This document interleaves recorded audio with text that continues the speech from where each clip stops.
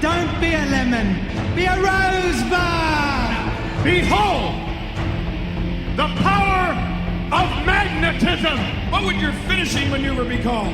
The circumcision. Follow the process. Hello everyone, welcome to the Let's Talk Wrestling podcast, the wrestling podcast where we review every segment of Raw and give you the wrestling news of the week. My name is Turbo Tony and we're here with the Ayatollah of rock and roller, Y2 Mattio? I don't know how to do that. I don't know where you were going with that. No? No. Y2, no. Did knock that one out of the park. No, we won't count that chalk that one as a win. You see what it is? We did the extra episode during the week, so you know I was trying to make it extra special, but no, well. 32 episodes in, Matt, so you can't expect me to do it every week, you know? Yeah, I suppose. So yeah, how are you doing this week, Matt? Yeah. You sound like an indecisive Italian. Yeah, not too bad. Yeah, a big week in wrestling this week, was it not? We've got a hefty show planned. Yeah. Before we get started, you have a Twitter. We have a Twitter account now at TalkWrestlePod. So Yep. I'll put that in the description. Make sure you follow that for all the tweets sending out. Matt actually sent out a tweet of a Botchamania video that was released of Sin Cara's botches in all of its glory. Was that as painful for you as it was for me? I didn't get through the whole thing. It was too painful. You can't. It is a challenge. It really is. To any wrestling elitist, it's horrendous to watch. The fact that you can fit a good 10 minutes worth of stuff in there, or I think it was 10 minutes worth, yeah. Well, it's just the simple fact. It's just like, wow, he was main eventing with Cena at one point. Yeah, that's their plans that they had for him. Sin Caras, as JR has called him, but anyway. So we've got a big hefty part of wrestling news for you this week, and we've got NXT review from May, managed to catch it this week. We've got TNA, I caught that this week, which you would know if you are following us on Twitter. There we are. More Twitter references than Michael Cole can give out. Probably not for the best. And we've got our usual Raw review, how we do it today. You're asking us, where's the topic, Tony? Where is the topic? Well, we've got so much we're going to cover this week. We think that we can break the 2-hour mark even without a topic, and if that's the case, we're going to stick with what we have and then move on from there. But if you guys got any ideas on what you want as a topic, feel free to send it in, because we're running out of ideas, really, to be honest. As it happens, just like, that'll do. Most of the stuff we want to talk as a topic happened on Raw, and we end up changing it then. So, yeah, let's get through the wrestling news. Enough blabbermouthing. We've got a hefty podcast for you there this week. Oh, before I begin again, we had a few new subscribers that joined the channel. Thanks a lot for subscribing, and we hope that you guys enjoy all the audio goodness going forward. And the subscriber count keeps going up, the views counts keep going up. And if you want to catch our views also on the Money in the Bank pay-per-view, we did an extra episode during the week.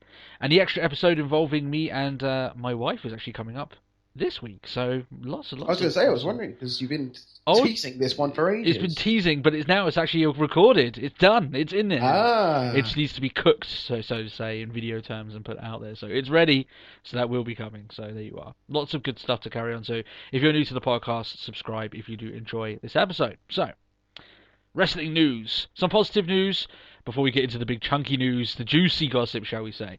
Yep. Renee Young. We're quite hot on Renee Young. She's quite hot, but we're quite hot on her. And we said that she's probably the closest that WWE are going to get to a female broadcaster commentary. Well, she got promoted up to the Superstars commentary team, so she has actually done commentary on the main roster, even though it's pretty much the lowest show on the main roster. But still, it's a step up for her. And it is a huge step. Now, people might just think, oh, it's just Superstars, it doesn't matter. This is actually a big step for her. Now it's a big step for WWE, because like all you've got is like women are announcers and backstage interviewers. Yeah. And it's like WWE going, actually, she's worth it, and we'll actually stick her on commentary. Yeah, commentary, like we said before, when we've talked about Renee Young doing commentary before. I reviewed an NXT episode, and we talked about her there. She does still need time to hone her craft, so Superstars is probably the best place for her. She's not ready to be on Raw or SmackDown. I don't believe that yet. She can be. She's got the potential, but she's not quite ready yet, and that still is true today. I just hope that WWE don't get all gung-ho with all this positive media overlook that they're getting. Oh, getting a female announcer, female commentator, and they throw her onto one of the main shows when she doesn't have enough training or hasn't got enough time. Now, another rumor is apparently a lot of other people are looking for Renee Young's services, bar WWE. So maybe this is a move from them to try and keep her on their side and try to keep her with the company going forward. Because I would say that she's quite a good talent outside the ring that I would want to keep on my books. Yeah. And especially she's now sort of becoming almost sort of like I wouldn't say a second voice of the WWE. We've already got one, and he's annoying enough half the time. Yeah. But you sort of get where I'm going. It's sort of it's a familiar face. Yeah. I mean, if you're going to talk about backstage interviewers, I mean, a lot of the time it would have been Josh Matthews doing that sort of stuff backstage. Obviously, he's gone now. But for even while he was with the company for a long time now, in recent memory, if you were to say to someone who's watching the show week in, week out, name a backstage interviewer, you would say Renee Young, because she's the main one that's been doing it. And she isn't bad at doing it either. She's fine. Like we said, her commentary does need work. She isn't ready to go on the main roster, but there is potential there. And I firmly believe that if Renee Young isn't going to break that ceiling and actually go onto main commentary a few years down the line, I don't think you're going to have another woman do that for a good number of years. I don't think there's anyone ever as close to Renee Young. It would be an unfortunate step back. Yeah, because as we said there, is there anyone close, anyone that's nipping at Renee Young's heels to take her place? No, there isn't. She's miles ahead away of anyone. I mean, they've got one on. I can't for the life of me, I can't remember her name now, but they do have a female. Sorry, they do have like a female backstage interviewer on NXT. Is that Eden? Her name? Is it Eden? Cody Rhodes' wife. I know she's around. Was it? Yeah. She doesn't really care. Yeah. The NXT segments aren't exactly the longest part to read. Yeah, exactly. Yeah, no, they do spend a majority of time in the ring. But as you got NXT review this week, so we'll be talking plenty about that. But this is good news for Renee Young. It really is. You can tell that it's while I say, and a lot of people might get frustrated, they keep saying this, that she does still need time to learn. She has progressed a lot already on the time that she's been there. So I'm not saying that. Definitely, she's come. Yeah. She's come a long way. Yeah, she's not exactly like she's dawdling or anything like that. She's obviously working very hard to continue getting better in her role, and it's obviously being viewed as such. Now, some people may say, oh, well, they're doing it just because she's a woman, and I think she's good enough to be there, personally. Superstars, no more than superstars, but I think she's fine to do superstars. I really do. There's not a lot of pressure there. She can do a show week in, week out, and really get used to it, get her name over as a commentary figure with the fan base, or the main fan base of WWE. It's a good stepping stone for her, but I think she needs to spend more time on superstars than maybe most think. Most think probably, a couple of months and she'll be brought onto SmackDown. No, I don't think so, personally. I think she's a long way off SmackDown. Yeah, exactly. And even longer away from Raw. That 3-man commentary team isn't going to be touched for a very long time. I firmly believe that WWE like their commentary team as much. I don't think WWE need to touch it. I think it's set and that's how it's going to be. Yeah, that's the way they're going to go. Now, I would say don't fix what's not broken. There is a lot of stuff that's wrong with the current commentary team, but putting Renee Young in there isn't going to fix that. It's not like I'm not saying that it's kind of bad. I'm sort of thinking it's like. The voice of the WWE, Michael Cole. And you say there's a lot of things wrong with the current 3-man team. Yeah. What happens when the voice gets kicked in the head? Yeah. And it goes quiet? Because suddenly the entire this Raw, for example, which we'll probably cover, the commentary team just dies. Yeah, exactly. A lot of people give shit to Michael Cole, but like we said before, a lot of the stuff that he has to deal with, he's not as good as JR. We know that, and he probably knows that as well. But he ain't half bad, Michael Cole. He's doing all the stuff that he needs to. And like you said, if he's out, then the other two almost don't know what to do with themselves. It's quite funny. So a little bit of respect there for Michael Cole and what he has to do. It must be hard for him to know that he's always filling someone else's boots and people always want another person there. But he's not half bad himself, really. Let's be truthful. Moving on to a very bit of juicy news. Emma came back from her Australia tour. She's been away from Raw for a while. And...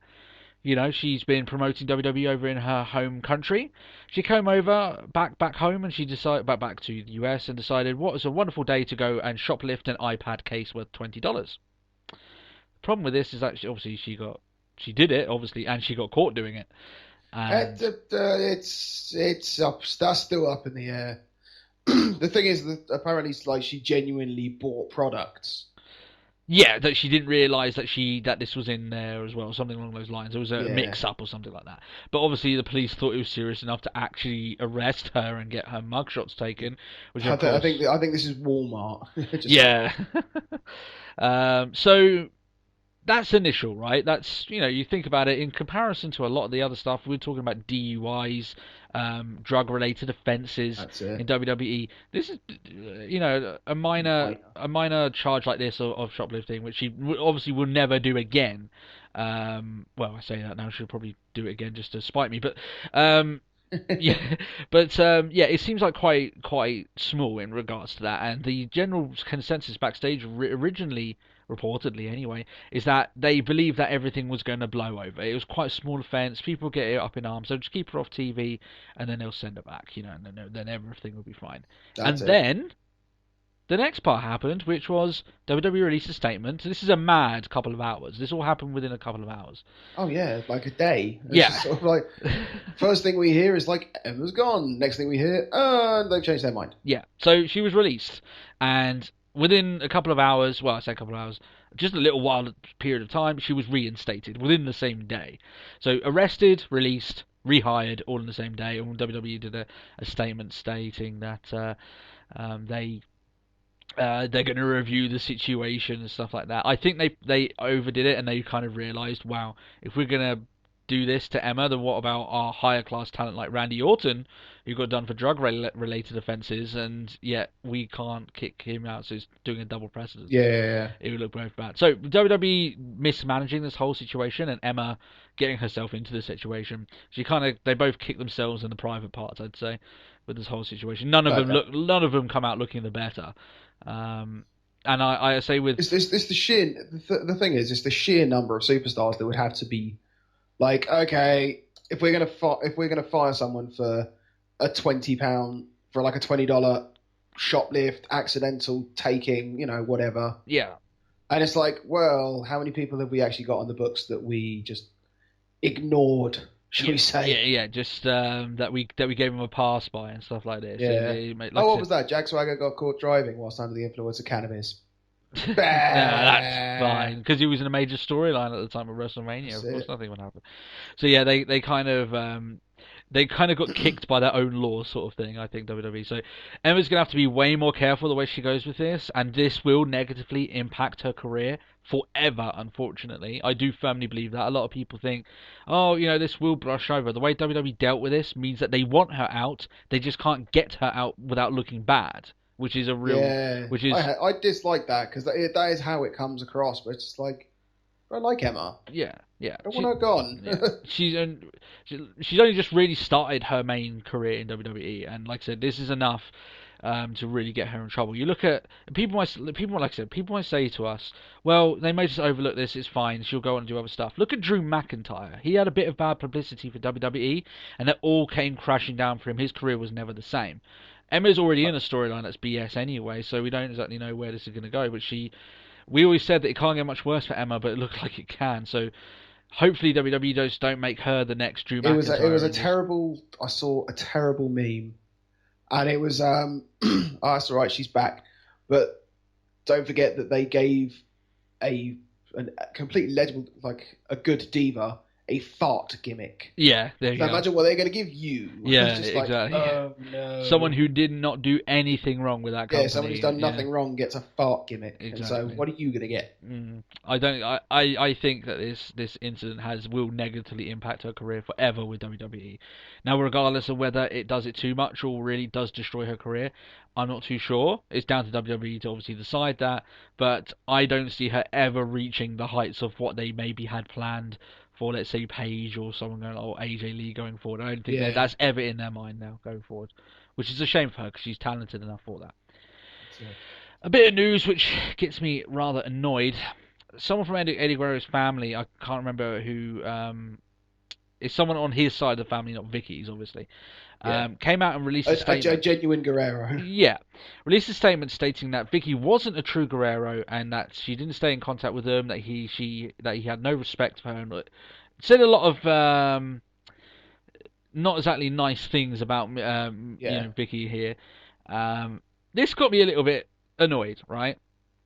So he's saying that, he hasn't been in contact with us, hasn't talking to our side of the family, and doesn't really acknowledge us and everything. Is, well, I imagine she was a bit busy trying to work and put food on the table for her family. The family that just lost their father. Trying to keep their heads afloat. That it was a bit of a busy job. I believe this guy's a fucking moron. I'm going to say that outright. Unless he knows anything about this sort of loss, about the main breadwinner in a family. Then he's got no leg to stand on. This woman is obviously doing exactly what she wanted to do. I don't even think she wanted to get in the wrestling career to begin with. It's the fact it's something that she needed to do. Yeah, to viably make enough money to keep her and her family afloat. And obviously she's been quite busy working her arse off to try and stay relevant in the company. If this guy has any problems with what they've done, the Guerrero name, then you don't take up with Vickie, you take up with WWE and their booking of it, because I've got no problem with Vickie trying to make a living when in such a bad situation of her husband dying and the father of her children dying as well. That's it. I think this guy needs a reality check. I really do. I think that he's caught up in the wrestling sort of culture of himself and thinking about the name more rather than the actual reality of the whole situation. I just think it's very silly. I just don't. Yeah, know. And, there's one thing I disagree with when it comes to sort of Vickie being on the on the Eddie side of things, and in most of it, it's a joking thing. I loved the segment. It was just the afterwards where she did the whole sort of the Eddie shuffle sort of thing, and it's like, Vickie, please don't do that. You're making me feel sick. Well, you know what? If you look at it if you look at him in another angle, that was her way of honouring him.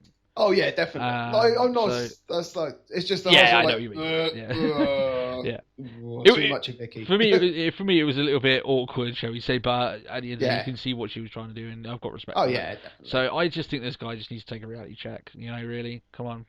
Maybe I don't know enough. Maybe there is something going on, but the way that he talked about it wasn't exactly very articulate, and it made him look a real just dick. Yeah, that's the only way to talk about it. I don't ever want to be in a situation that Vickie's in. I don't want my wife to be in a situation that Vickie was in, and I've got all respect for her for making a career of herself in a industry she knew nothing about. Really, I imagine. Yeah. So we had a fan, or a listener at least, who stated on our last week episode that he believes that Josh Matthews was fired over an argument he had with New Age Outlaws during Mania. I'm guessing this was a segment that aired. That's completely incorrect. I can tell you categorically that Josh Matthews was fired due to cuss-cutting methods. He wasn't being used and they want to get rid of him, so they did. And there's going to be plenty more of that. You think of a lot of these wrestlers that haven't been put up on stuff like Superstars or anything along those lines, they will more than likely get released over the next couple of months. You were genuinely shocked to hear that Justin Gabriel was on Raw. Yeah, I thought he would already be. I thought maybe he had already been released and he just fallen under the radar. I think he will be released. So that WWE are in this big stage at the moment, especially when they're hemorrhaging money with the network and their big financial hit that they took with their stock plummeting, that they want to cut all these corners so they don't lose the money at such a rate that they're doing. And that includes a lot of these guys that in my opinion, to a certain extent, are expendable to the actual livelihood of the show, are going to get released from their contracts. Oh, yeah. And that's exactly what happened to Josh Matthews. So now we move on to the NXT review. I'm so excited for this. You have actually no idea how excited I am. Well, the fact that you can sort of stop and I can actually talk about NXT. Exactly, yeah, that's it. I can pour out my Coca-Cola or my Pepsi and I can listen to you talk about the show of the week. So go for it. Okay, so we can't even start off like a standard Raw. Just like, it started in, well, obviously it was in Florida. Yeah. Start of the match, we had Big Cass. Oh, Colin Cassidy, yeah, I do like him. Yeah, with Enzo Amore. So, is he back? Yeah. Oh, okay, cool. Which I quite liked because, what did Regal refer to him as? Sort of like a caffeinated hamster or something like that, and I loved it. Regal on form, then I imagine. Yes. The show. well, Regal being Regal. But it was against LaForte. Yeah. And it was just it was a throwaway match. It was a little opener, but you know how the NXT crowd are. Oh, they make it. If you're a face for them, then it can the match can be 30 seconds long, and if you win, they'll cheer the shit. Yeah. And so was the case. Oh, so it was just a quick bash and ending sort of match. Yeah, Big Cass with his almost like a black hole slam, and then that was it. And sort of like the big falling tower elbow. Nah. And it was pretty much as quick as the bell rang, he was ringing again. I haven't seen Colin Cassidy tested as much as I've seen him, and I think that there's a future for the guy because he's massive. I haven't seen him in a long-term match, and you think that NXT is the place where really they should be trying that sort of thing. Yeah, it's the developmental, so why not get experimental with it? Yeah, exactly, yeah. No, I completely agree. I think it's sort of... I think to be a 7-foot wrestler must be difficult. Oh, yeah. You've got... Sort of like it's almost to sort of stay relevant because I mean Kane has the gimmick to carry him. Yeah. Great Khali doesn't. Yeah. And I don't know how he's still around. Yeah, he's more of a circus show than he is a wrestler sort of thing. That's it. And Cassidy isn't exactly tanked, is he? He's tall, but he isn't buff. Like he's not like ripped or anything along those lines. No, he's like an average build for on a 7-foot guy. Yeah. So interesting. Yeah, that's the job. So then following that, I mean, you had so Charlotte and Sasha Banks, the leftovers of the BFFs. Now the Summer Rae is obviously on Raw. Okay, yeah. Against Bayley and Becky Lynch. Becky Lynch? Becky Lynch. I do not know who Becky Lynch is. Do you not know Becky Lynch? She's from Dublin. Oh, really? Okay. She's another Irish one. Oh, she's obviously she is new. And she looks new, unfortunately. Very green, unfortunately. Is she? Not so much that. It was Bayley took all the beatings. Oh, okay, yeah. Bayley took it all, and then it was like a little hot tag and a clothesline, and then Becky Lynch got pinned by Charlotte. Oh, okay, yeah. Okay, well... And it's just like, yeah, but, I mean, for a Divas match, good. You don't get many Divas tag matches. Well, unfortunately, yeah, we do get a few Divas tag matches. All things we like. I wouldn't call them matches, but they're tag events, shall we say. Okay. a moment with a brief tag stipulation. That's it, yeah. But yeah, it's good enough. It's better than what we get on the main roster, is it? At least give it that tag. Yeah, okay. I don't even have to sort of say that. That's obviously the definite thing. Yeah. But it's just, whenever I see tag matches on NXT, I just want it to be an Ascension match. Even if it is just a quick squash match, I still want to see it. Like the day the day the Ascension make up onto the main roster, I'm going to be so happy. Yeah. And then the WWE fuck it up, I'm going to be really annoyed. I don't think they can mess up the Ascension. I don't think they can. Just with the whole gimmick, I think they're fine. One of the few guys one of the few groups I think bringing up they'll be safe. Okay. Yeah. Yeah. In my opinion, they can still do it, but I still think they'll be fine. Be like the New Brood. Yeah. Yeah. Just more modern. That's yeah. There, so. Were they not wrestling on this show, or? No. Oh, that's a shame. There was a little notice on it because Tyson Kidd and Sami Zayn last week had a match against the Ascension, and Tyson Kidd ditched him. Oh yeah, so he's going all heel now. So yeah, it's sort of like, oh, my heart wasn't in it. So, and it was Natalya who set up the match. So yeah, I couldn't really be bothered, sort of thing. Yeah. I mean, you had quite a good little backstage segment actually, which was Renee Young interviewing Tyson Kidd, and this is like, oh, all this stuff that's happened since Takeover, you know. So what's been going on with you guys? Like, you pretty much barged your wife out of the way and all this lot, and it's like blag bullshit. But it's like, it's just like, I've had some good times recently, and it's just like, oh, shut up, kid. Yeah, I'm sorry. There's one thing that Stu Hart never taught you with promo work. Yeah, he's never been that gifted with promos, hasn't he? Really, that's why throughout the majority of his main roster time, he never really got a mic. That's it. That's probably why he was always in a stable. It's just like someone else can do the talking. Yeah, that's it. Great.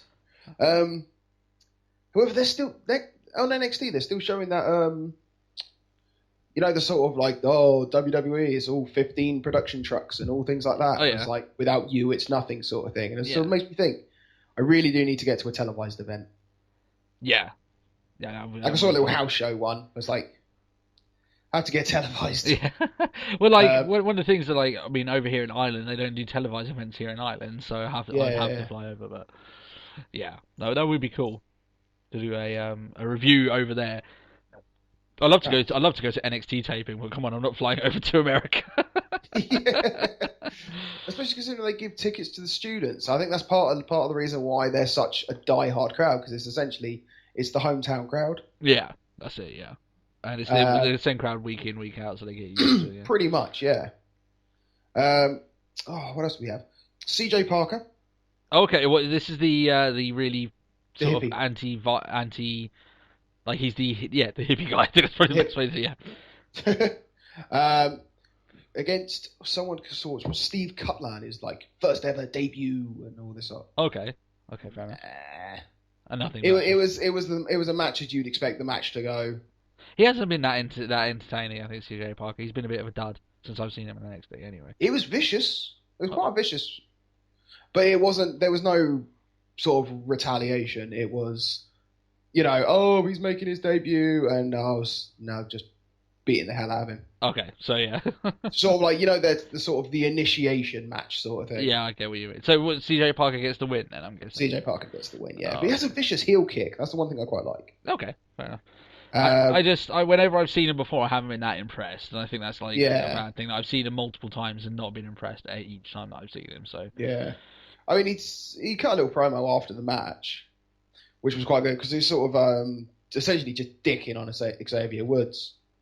As if he does get enough dicking from Rusev over the last couple of months anyway. It's like the whole, you've been on Raw, you've had all this opportunity and all this lot, and it's just like, I could have done it. I could have gone on Raw. I could be champion by now, and that usual thing. And it's like, I'm an environmental eco warrior, so I could have like taken the story of the planet with us or something like that. Some BS like that, yeah. Yeah, the usual save the planet BS. Yeah. But that was essentially it, because then you just had the main event. Okay, main event. The main event's normally pretty good. Sami Zayn and Justin Gabriel. Oh yeah, yeah. I mean, when you sent me the message of this, I was genuinely shocked that Justin Gabriel was still being featured on a show. I can't remember the last time that I've seen Justin Gabriel on WWE television, regardless of what it was. Yeah, regardless. I've seen him. Obviously, he's on NXT now. Yeah. And he's had a few matches on NXT. To be fair. Is he regular enough on there? He's a regular to NXT fair. guy. Okay. Yeah. Well, if you say as regular as you can, because I think the part of the problem that NXT have is the fact that it's a 1 hour show. You feel like you can add a little bit more in. So as a result, you could literally go 3-4 weeks without seeing guys that you kind of want to see. Yeah. Okay. Fair enough. I mean, it's because you sort of, an hour show, you got 2-3 matches. Yeah, they normally go through the same formula of having 3 matches and maybe 2 segments that break up those matches. Yeah, that's it. It's a good formula, though. I think it's a double-edged sword. Like, if you were to make it longer, you're really risking the flow of the show. Like, people get really excited for that 1 hour of NXT. So yeah, completely. It's pros and cons for both. I know. I understand where you come. Just don't make it 3 hours, please. That's too much. No. Even 3 hours of NXT would be too much for me. Yeah. But with the main event, what can I say? I mean, obviously, you've got 2 completely similar styles. With Sami Zayn and Justin Gabriel, quite high-paced in that lot, but both of them very technical as well. Yeah, one thing I would say about Gabriel, whenever watching, he was pretty clean in the ring. He didn't make many botches or anything like that. He was pretty technically sound, I think that's probably the best way to say. We can go with that, yeah. And that's the sort of thing it was. And it was sort of like, they did the usual sort of fast off, getting the ball rolling sort of thing, which was beautiful because it was obviously a load of quick reversals and kickouts and all things like that. Yeah, we should eat that stuff up, yeah. Oh, yeah, because it's just like, especially when it works well. Yeah, when it's done clean, yeah. That's it. I mean, and even then when it sort of slows down into grapples and sort of blows and all that lot, they're still keeping the pace with it between the 2 guys. But I mean, it was a very to and fro sort of match, and it was very close as well. There were a few times where I genuinely thought that I couldn't call it. It was a very sort of straight down the middle sort of match, and I love the Blue Thunder Bomb. Just like many times I'll say it. It is a good looking move. I like the way that you said that though, is that you didn't know who's going to win the match. I think every match needs to strive to have that belief that you don't know who's going to win. Oh, that's it, yeah. I sort of, currently I've laid on Raw. Oh, is it a Rusev match? Well, that's that then. Yeah, sort of thing. But no, I can agree with you there. Sort of like every match needs to sort of just like, I don't know who's going to win. Good. Yeah. If you get to that point, I think you've done good. I think you're fine. That's it, completely. But it was like, but it was very close. It was very physical. Even for the sort of like the two sort of high flying guys. Yeah. There was some like brutal sort of. It almost looked like Gabriel had Sami Zayn up for like a muscle buster, but instead of dropping on the ground, he sort of dropped him on his knee. Oh wow! Okay, that was like some uber sort of backbreaker sort of move that he does or something. Kind of, yeah. But it's sort of like obviously you hit it with the like across your shoulders on the knee. Ooh. It just looked It looked that was definitely it. It was sort of seeing that. I was like, that's it. Yeah. I'll call it. That's done. Yeah. But it was good, and I mean, it was such a clean match. Yeah. As well, there was no BS with it. Wasn't sloppy or anything along those lines. No, not at all. And you don't. I don't find sloppy matches when Sami Zayn's involved. Oh, he is incredibly talented. I don't think NXT is the place for. I think he's there because it's not the right. I don't think he's there because he needs to. I think it's because WWE don't have a story for him yet. Yeah, because they think it's not. They don't have anything for him coming up. That's the reason why they haven't brought him up, which I guess is the right idea. But I think that he's head and shoulders above a lot of the people on that show. Like, yeah, completely. I mean, the same could be. I say the same for the champion at the moment, Adrian Neville. Yeah. They're ready. They're fine. They just need to. There's been a lot of new guys brought up from NXT to the main roster. Too many at one time is gonna be really bad. Like then you don't get enough time to keep all these guys shining. So to a degree, I can kind of understand why they're leaving some of these guys there. Yeah, I mean for a change, I mean this match actually finished on a submission, which actually makes a change. Yeah. It's about the same as I don't remember if I have seen this or if I don't remember the last time I may have seen this, but Sami Zayn used the Koji clutch. Oh, wow, okay. I haven't seen him use that at all. No. At least on NXT. Yeah. But I was just sort of like, just such a clean little finish. Because it's obviously like a quick little takedown and then just roll across the back for the hold. And it's just like, it's great. It's sort of like, and obviously, and then that was it. But I mean, the whole time the whole show was built up with Tyson Kidd just like, we're better than all of these guys. We've all been on Raw. We've all been on SmackDown, blah, blah, blah. Yeah. The only way to get ourselves back on there is to be the boot that holds the other ones down. Yeah. And it seems that I'm guessing next week or something, we're going to have Tyson Kidd and Justin Gabriel team up again like they used to. Yeah. Against Adrian Neville and Sami Zayn because they made the attack on Sami Zayn and Adrian Neville made the save. Okay, so it's setting up for that pretty easy going forward, yeah. And that's a match I'd be interested in seeing, I have to admit. Oh, definitely. There's a lot of high-class talent there in terms of good wrestling, shall we say, wherever they... Yeah. So. I mean, it's the one thing I sort of... Loads of people just like, but if they're so good, why aren't they? They don't have to be on Raw to prove that they're good. Yeah. Unfortunately, just a lot of people just don't watch NXT. Yeah. Which is, I mean, they're missing out. They really are. I did the interview with my wife Stacey, and one of the things that was really prevalent to me is I asked her about NXT, and she said it was like it has the feeling of WWF before, not WWE now, but WWF. That if that's how it comes off to her, then that's a really, really good tag to be put on it. That sort of feeling around it. I think a lot of that has to go down to how big the crowd is into that, and it does feel like an Attitude Era crowd there. It's very much like an Attitude Era ECW crowd. Which is all people can underestimate how a crowd like that can really do well in a show. Like you could have the best of shows, but if the crowd are into it, it will come off looking really bad. There's just no way you can get around it. So, completely. How would you review overall NXT as a show this week? As a show for this week. Worth a watch, if only just for the main event. Okay, so the rest of the show a little bit. The rest I could take. The rest I could sort of take it or leave it. Yeah. But I mean, you generally it's all for the main event when it comes to NXT, really. Yeah, you always expect. Like sometimes with Raw, not often you get a main event and it doesn't live up to things because it really is not really the main event that they're looking for. It's the end of show sort of tag that goes off. NXT always, whenever I've watched it, always has a really decent main event. Like or very least a passable main event, which is completely, which is fine. So worth a watch still for yourself, just to catch up that final match. Yeah, not bad. So thumbs up for that. That's cool. I'll probably watch it again. Yeah. I mean, one of the things that I remember watching NXT is that you always end a NXT episode wanting to watch another NXT episode, and that's always a good thing. So, yeah. To my TNA review. Now you may cringe at this. A lot of people have been saying before that the tapings, and I've said this before, that the tapings that they had a couple of weeks ago were the worst I've seen in a very long time. I am very happy to announce that this was a massive improvement. It seems like TNA have listened.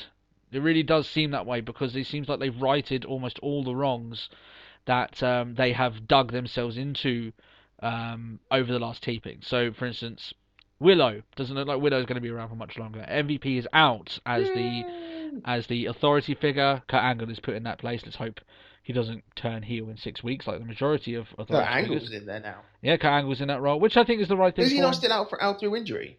Yeah, he popped out his knee. So he did that in a match against EC3. There was a long storyline going to be based around EC3 and him, but obviously when he burnt out his knee, is not worth it anymore. So they did that. So Kurt Angle is now the authority figure. Gives him a reason to be on TNA each week, and he is a lot more bearable than MVP in that role, I must say, even if it's just over 1 week.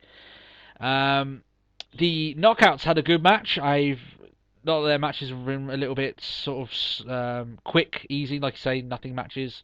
But got a tag team match here, and that was good with the beautiful people, Gail, Kim, and I can't remember. I think it was Madison Rain or someone. Oh no, Taryn Terrell, who's back. But Gail Kim is is just a really, really, really good female wrestler. And seeing her tear that stuff up in there with Angelina Love and Velvet Sky, good stuff by them, and I really did enjoy their match. That's fine. We have a new TNA champion that was crowned last week, but he was around a lot here. Lashley is the new champion. I must admit, while I said that it was a little bit stupid to do this off of pay-per-view, and to a degree I still agree with that, just the idea of, and I am a fan of Eric Young. I do like the guy, but with the stigma of that horrible tapings of him being champion, I think it was the right idea to take the belt off him and just start off new, really, because Eric Young as a champion is not going to be remembered for having the best of reigns, not in terms of how he was booked, but the whole crap that was around all of it and the booking that he was put in. I mean, he still gets booked like a moron, unfortunately. Like, there's a lot of the times now he like, for instance, on this show, he still ran in and attacked MVP's group 1 against 3, and it was a little bit stupid again. He just comes off looking a little bit stupid. I'll help! Yeah. No, you can't help. So he's not the champion anymore. Lashley is, and they're playing it up quite well. Sanada, who I said is Wrestle 1's sort of gem, they're hoping that he can be the big star in Japan going forward. He actually had a decent showing this week as well, which I think is good. Even at the pay-per-view, I didn't think there was much of him, but he had a good show this week. He had a title match against 3 other opponents. I've heard on the tapings that he's lost his belt, his X-Division belt, but we'll see when we go forward from there. And Bobby Roode is back in storyline. He's been out for ages. He missed all that horrible taping, so that's one marker you can't put on Bobby Roode. And he is much, much more believable as like a star than EY is, Eric Young. And it looks like he's going to be taking over that role as the next challenger for the belt, which I think is perfect for him. And so, as you can see, the theme of the night seems to be that they're trying to fix everything that happened that was wrong. They're trying to fix all this other stuff that happened. All these other things that really badly negatively impacted on the show. And at the end of the show, they had a Monsters Ball match. I don't know if you've seen any of these before, Matt. I haven't, no. It's essentially a really, really brutal tag team match. And it was with Willow, Abyss against Bram and Magnus.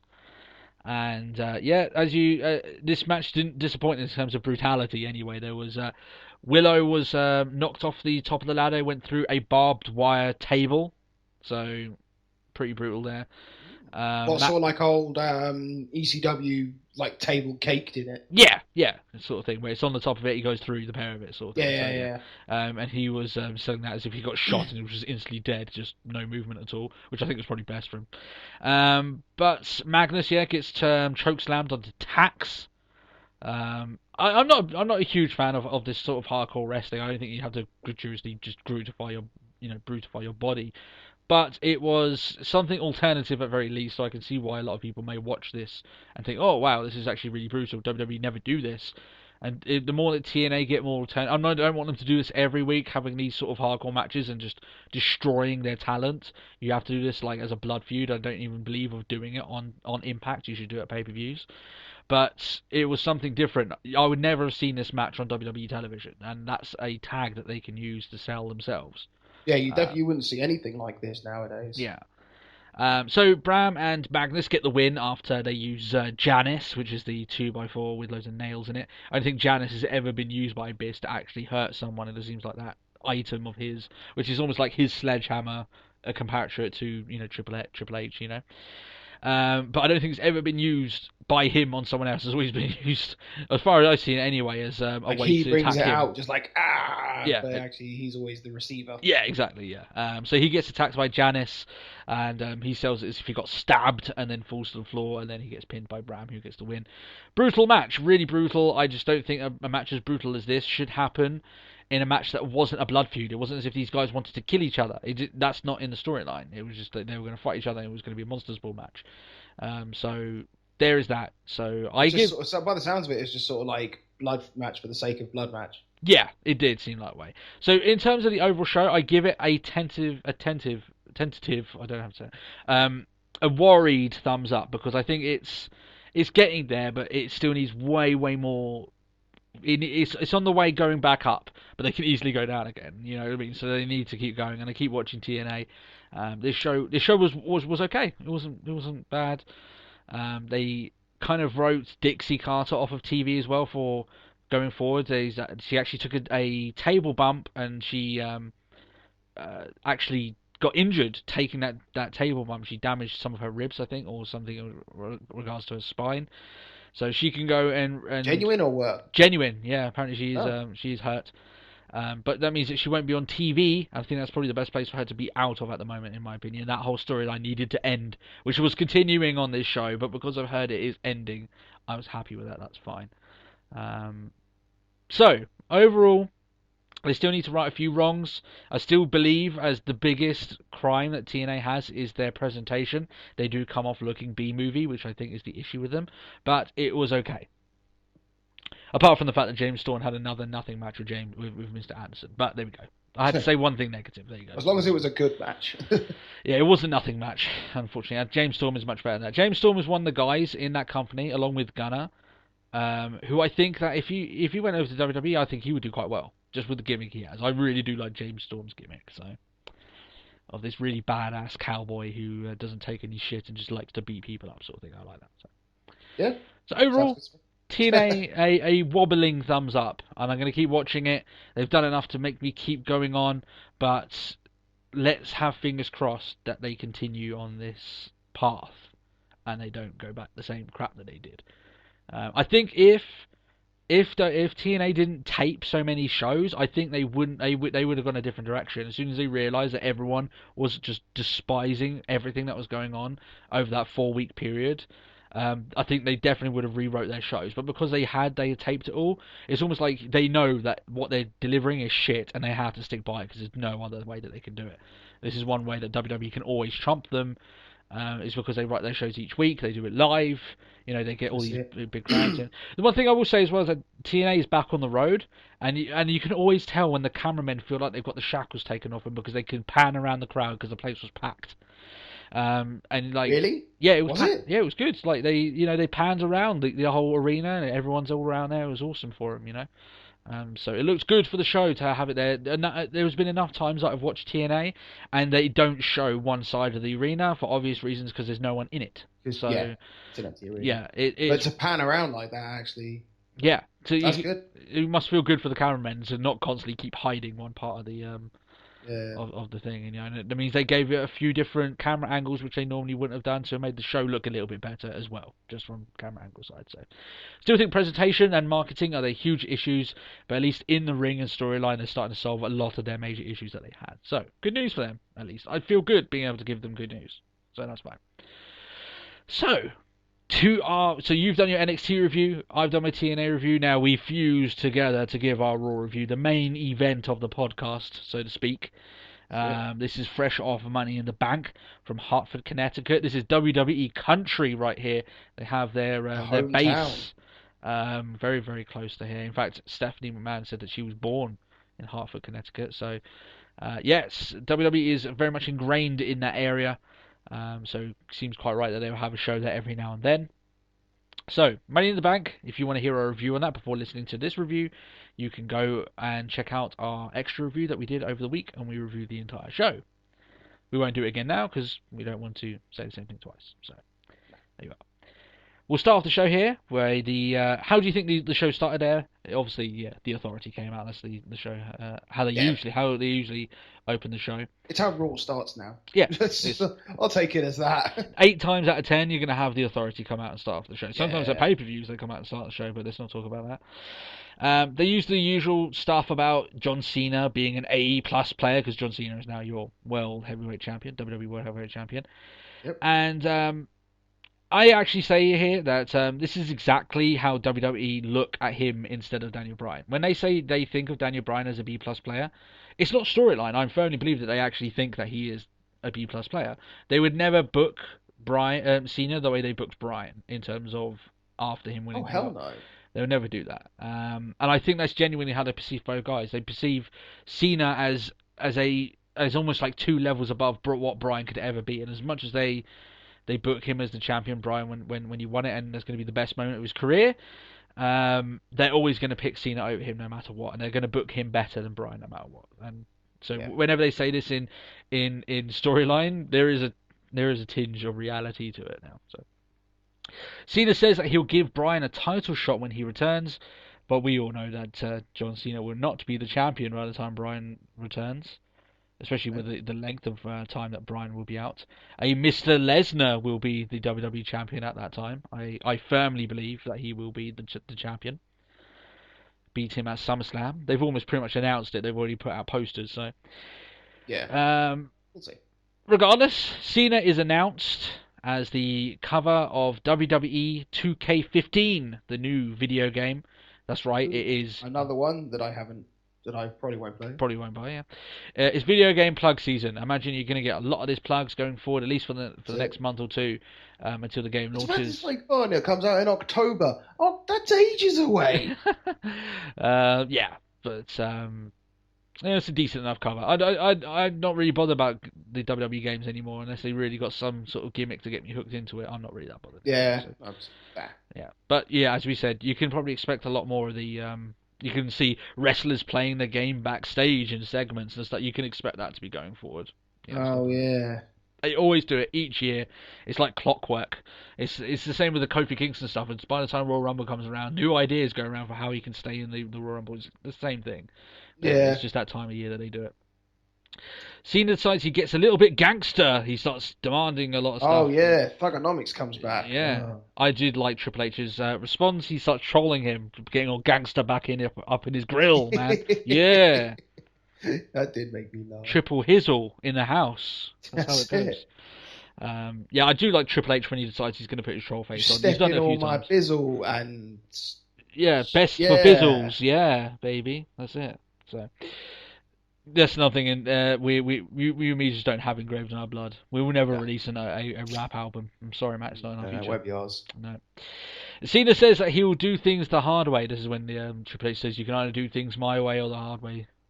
Or I'm guessing that's probably an opening to a Limp Bizkit song, I'm sure, but still. And then he announces a fatal 4-way match for the Battleground pay-per-view with Orton, Kane, and surprisingly Roman Reigns, considering how corrupt in storyline the Authority are, and they didn't want to give him any sort of chance at the belt. Yeah, and then 2 weeks ago, like Roman Reigns in the title picture, don't talk crazy. And it's just like, you said... Yeah, they seem to have a little bit of amnesia. Him and Paige later on, but we'll get into that. But yeah, it just seems a bit odd that considering Triple H said just no matter that a couple of weeks ago he just said that Roman Reigns is never getting close to the belt and puts him in a match for the belt. Seems really odd. So Cena goes forward and starts mocking Stephanie about last week's shit pool segment, which they keep saying is obviously pudding. You know it is, but they keep saying, "Oh, it must have smelled really bad." Yeah, it was disgusting. Yeah. And what, pudding? Yeah. Come on. Yeah, that's I don't get it. But still, we're calling it the shit pool segment. So Triple H says that he always has a plan B, and this brings out obviously Seth Rollins. That's his buzzword now. I could say, if you look into a mirror and say plan B 3 times, Seth Rollins comes in and cashes in his Money in the Bank title. I think. I've heard this like Bloody Mary. Yeah, so ancient myth, of course. So I thought this segment sucked. I didn't think it was very good, and I think it was just it was pap to set up the skeleton of the show and the next couple of shows, obviously building up towards that title match. I think the next 4 weeks of Raw, leading up to the pay-per-view in terms of the title, Cena, and on this storyline is going to be pretty garbage, because Cena won't lose. He's going to go to SummerSlam, and regardless of whether he wins at SummerSlam or loses at SummerSlam, he's going to SummerSlam as the champion. There's no way he's going to lose it 1 month in. So this is all a little bit sort of... Yeah, we know what's going to happen. We're not that much invested in it. The only thing I'm worried about is Roman Reigns being put in these constant matches and not winning the belt, which is what they did to a Mr. Ryback, and I would not like the same thing to happen. No, I don't think it will, but still. No, I mean I've read some hopeful things.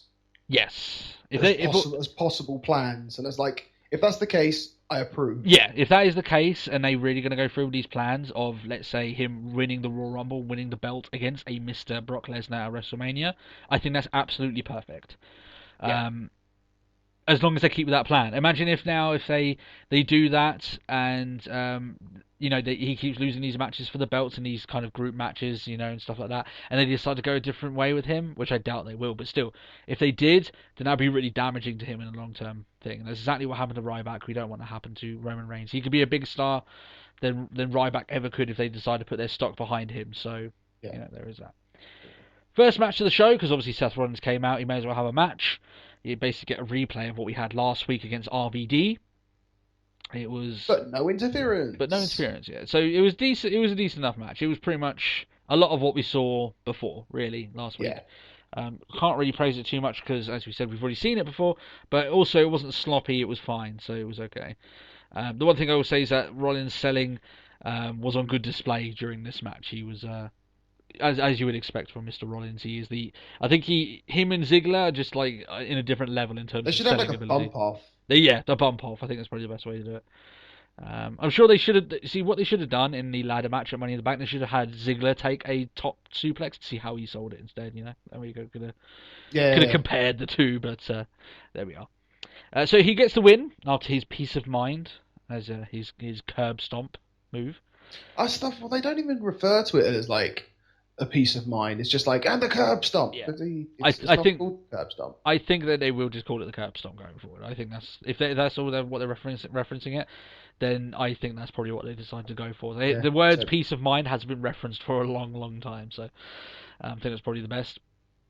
Not that I agree with it, but I think that's where they're going. But he demands by Renee Young to be introduced as Mr. Money in the Bank, and he cuts a fairly decent heelish promo. He says that he's the guy, and he'll prove you wrong, and now he's the one who's come out good, in comparison to everyone else. It was a very generic heel promo, like, me, I am the best of everything, me. He did his point, didn't it? It was fine. Oh yeah. Didn't exactly knock out the park, but I'm not exactly going to piss on it either. It was okay. I wasn't gonna. I was interested to see what he was going to say, so that's good enough, I guess.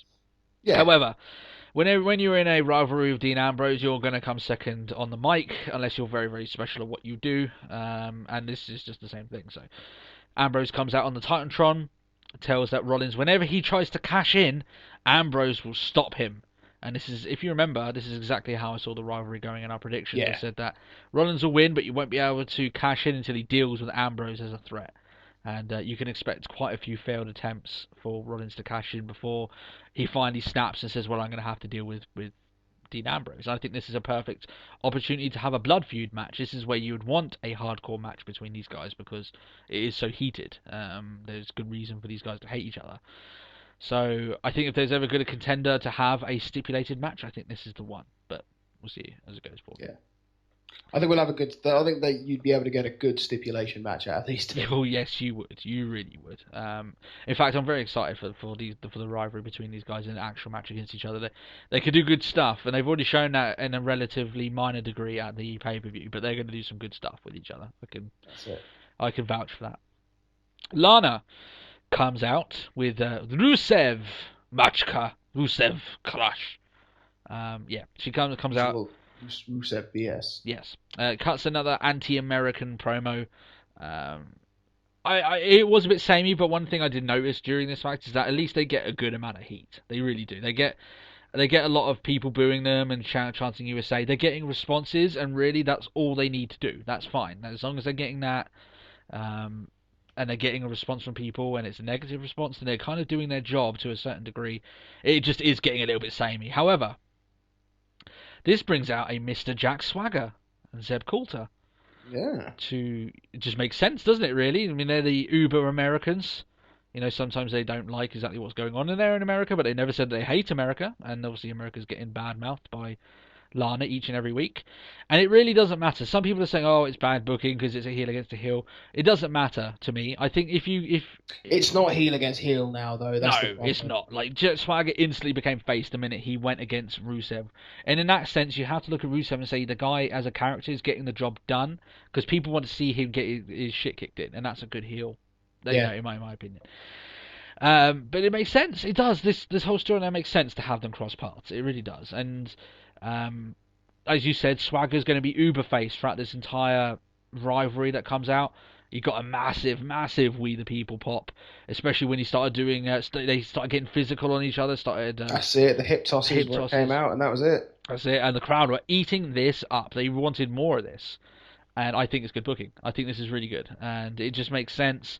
And it is the first big feud that Rusev's going to get, and it's the first time that you think, well, maybe Swagger's the most American guy as they got. You may think, oh, maybe they might give the first loss to Swagger, and then maybe Rusev gets 2 wins over him, so maybe 2 out of 3 gets the win, but maybe Swagger gets the initial pinfall, and then this is where the feud goes. It's as good a potential, I think, as you can have for Rusev at the moment. I think it's perfect for both these guys. I really do. Exactly.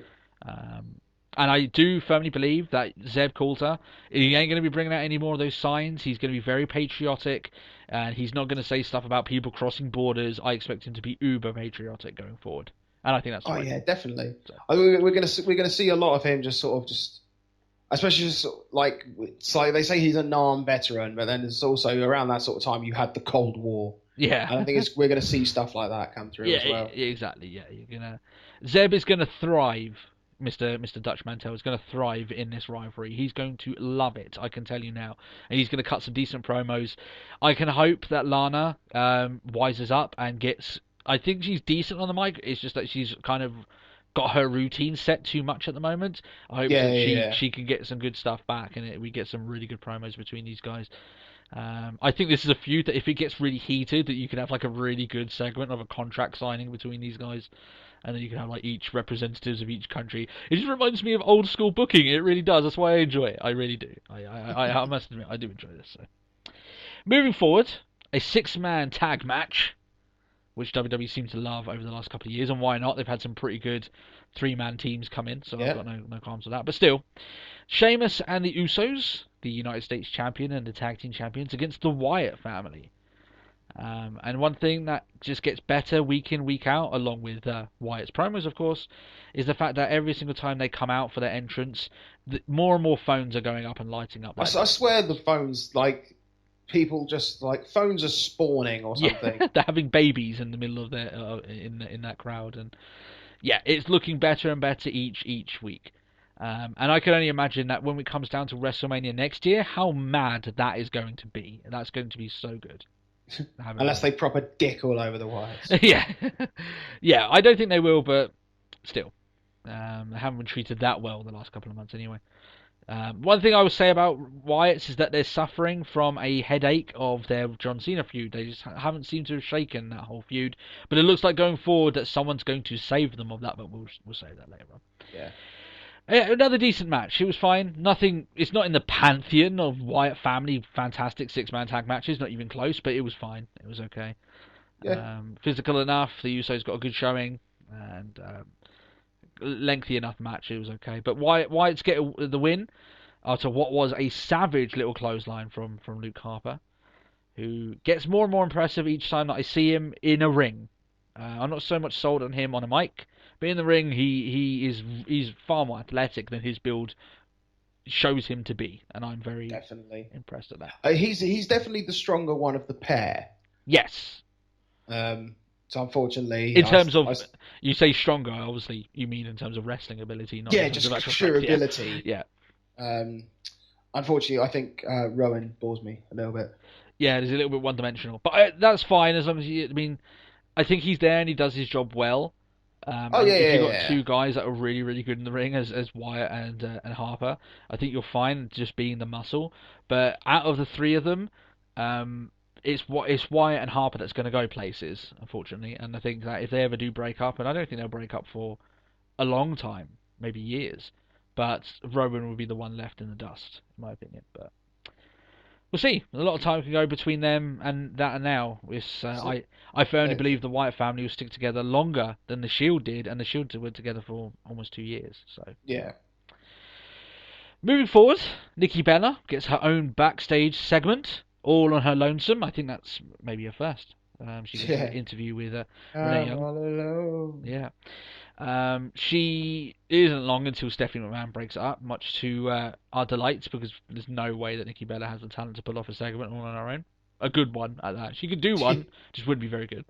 That's it. She says that Nikki has a tag team match against the Funkadactyls with her sister, but of course Brie is fired. Oh no, she's been banned. Yeah. Aww. So it's going to be a handicap match. Yeah, so I'm quite happy that Steph got involved in this. The idea of Nikki Bella having her own segment backstage is a bit scary, so I'm fine. Yeah, really. Sets up well. You knew this was coming eventually. You know that they were going to punish Nikki Bella eventually, and it's kind of already happened. They're going to do it more and more. So, Bo Dallas comes out for a brilliant segment. He comes out for a 60-second silence for the injured Bad News Barrett and Daniel Bryan. And he's just a stand-up guy. I mean, you don't see a lot of guys doing. John Cena doesn't do 60-second silence, really. That's it. So that's just fantastic. And King, you are a dick. Yeah. King was constantly just like trying to break up this silence. And JBL was constantly trying to keep him in line, and King, obviously very disrespectful King. So yeah, of course. So he shows the segment of himself with Bryan at the pay-per-view. Of which, for the record, I thought that Bo was much more entertaining than Bryan was. It says that he was the better man, that he didn't resort to name calling like Boner and stuff like that. And if you look at just for actually what he says, technically he's got a point, because the disingenuous side of his character hasn't fully come over yet. So on the main roster at least. So at most of the moment, people just see him. Oh, he's being nice and everything, but obviously we know better. But still. I like these promos. He's getting there, Bo. His whole gimmick is going to take time, but he's getting there, and he's getting there, and he's getting reactions, and it's a developing gimmick. Yeah, I think that's what it is. Yeah. It's not one that you could just sort of like, here I am, day one. I am motivational speaker Bo Dallas sort of thing. It's not going to work off the bat. It's one of those gimmicks that's going to take time, and it is working. It's getting there, and that's fine. Yeah, so that's good. So this brings out Nikki Bella, of which Bo Dallas looks perplexed, of course. Maybe he wasn't looking, on his own show before he came out. But of course he was preparing for that lovely 60-second silence of his. With his lovely pose, of course. So Nikki Bella comes out with the Funkadactyls being her opponents. This is a nothing match. Doesn't last that long, as you would expect. Naomi gets the win. Cameron gets all pissy at the end of the match. Do you know what? I don't like Naomi's finisher. What, the rear end? I think for plenty of guys, she didn't use the rear end. I don't like the rear end. Yeah. But she used that stupid, like, holds them up for almost like a reverse DDT. Oh, yeah. But then just like an elbow drop sort of thing. Yeah. I was just like, I don't like that. Yeah, no, it's not. It doesn't look very impactful, really. It just looks like, but oh well. It stinks. Yeah, it does. So what I find quite funny about this is that Cameron So Naomi obviously hasn't heard all the trash that's been spoken by Cameron over the last 2 weeks. Or no one's alerted her, maybe over Twitter. Maybe she doesn't have that many fans that tweet her all the stuff that's been said. But she's still coming out in this match at the start, being all happy and everything like this. And then obviously changes her tone as soon as Cameron starts having a little pissy fit. You can expect a mini feud with these, and they're going to break up. But why would you care? Naomi can put on a good match, Cameron can't, and that much is very apparent. So why would you care about this match? Why would you want to? That's the real question here. I can take it, and I won't take it. I will just leave it. Just leave it, yeah. You can take it and leave it, and a lot of people will leave it, including me. I've got no interest in a Cameron versus Naomi. I've got no interest in Cameron against anyone. She needs to go down. If she's really serious about being a wrestler, she needs to go down to NXT and start learning. Because there's a lot of people on that roster in NXT that are far better than her and deserve that spot. Oh, yeah. Regardless, maybe those guys. I've always said this about the divas in NXT. It probably is better for them to stay down there because at least then they can wrestle and I can get really behind them. And on WWE, that doesn't happen. Rather than sort of bring them up and expect them to wrestle like raw divas rather than actual. Yeah. So, a battle royal is announced for the vacant Intercontinental Championship. You've got to hand it to vacant. He loses the world title, and he wins the IC title the night after. This guy could just bounce back from anything. Yeah, ridiculous. I mean, to be honest, that says a lot about Vacant's character. And ability. And his ability, yeah. I mean, he took a beating to lose that belt, and he comes back and wins the IC title. It is pretty inspirational, some would say. Maybe he believes. I do say, though, the only issue that I have with this, obviously we're joking around, but one thing I will say about this is that WWE seem to be loving battle royals recently, and this is the most I've seen battle royals be used outside of Royal Rumble, and that makes me a little bit worried that it's going to take the gloss. I think we've had like 3 since Royal Rumble. Yeah, we have. We had one at WrestleMania. The Andre the Giant Battle Memorial. I'm sure we had one on another show, and we're going to have this one. So, we had one to name the number one contender. No, the Roman Reigns one that happened on Raw a couple of weeks ago. Remember? Yeah. That's we're going to have 3 since Royal Rumble, which seems very excessive. I just really hope it doesn't take the gloss off the Royal Rumble. That's my opinion. I don't expect any more battle royals after this one. I would be very, very shocked if they do more of them leading up closer to the Royal Rumble. They've still got a good 6 months now until the Royal Rumble, and I think that's the best way they want to keep it. I think 6 months between now and then will be fine. We'll be fine. Any more is going to be is just going to take the gloss off that pay-per-view. So, moving forward, there are 2 guys that will be in that battle royal. One of them of which I think will win the belt, but we'll talk about it more. Cesaro against Kofi Kingston. Heyman cut a very, very especially cookie cutter promo here to introduce Cesaro. Cesaro has an amended theme. It's still the same. It's just amended, and it still doesn't work. So they need to can it, use something else, in my opinion. Kofi had a video promo as he's walking down. Little promos that I have on the bottom right of the screen of them doing a little promo as they're walking down to the ring of what they talked about before the match. And that reminded me just how shit he is in a talking capacity. A cardboard box has more charisma than Mr. Kofi Kingston. That is a fact, ladies and gentlemen. So, one shocking thing about this match is that it ended during the commercial break. Kofi Kingston got the win, and unless you didn't have the WWE app, you couldn't see him get the win. So there you are. We after this happened, the match, which is, like you said, a little mini advert for the app, if there ever was one. He gets basically dicked by Cesaro, decimated, destroyed. Oh yeah, like rage. Yeah, and I hope that WWE don't. I hope this is just writing Kofi off TV for a little while. I hope that they don't actually make a feud between him and Kofi, because Kofi is as exciting as stale cheese. There's a lot of stuff that are much more exciting than him, and I can list out lots of them. So.